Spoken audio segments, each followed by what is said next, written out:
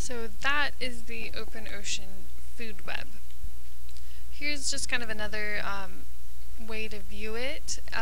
Basically, we have like lots of steps in the food chain are small animals. You start off with like bacteria, and then those get eaten by like microzooplankton, so also things that you need a microscope to see, which are then eaten by mesozooplankton, like copepods, which you looked under a microscope to see, and then those are eaten by krill or shrimp, and then those things are get eaten by bigger things. So there are lots and lots of steps in the food chain in the open ocean that happen at like a microscopic level before you ever start to really see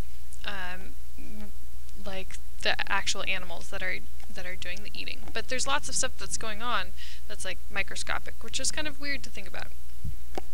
This just shows you the trophic pyramid for your open ocean.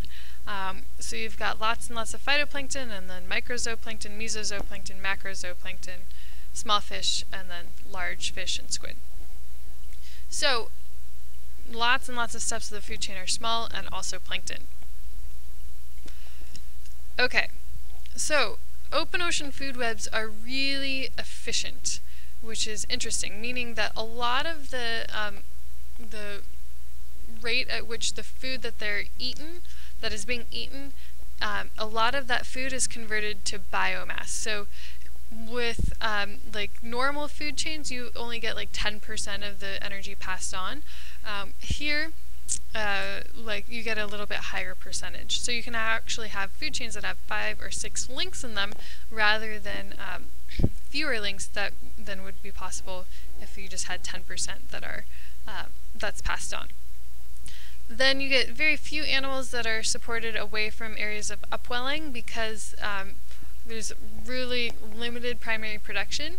And then you also get a declining conversion efficiency as you go along the food chain. So the smaller plankton are really good at taking what they eat and converting it to biomass, whereas like the larger animals are very poor at doing that. So they you get a declining conversion efficiency.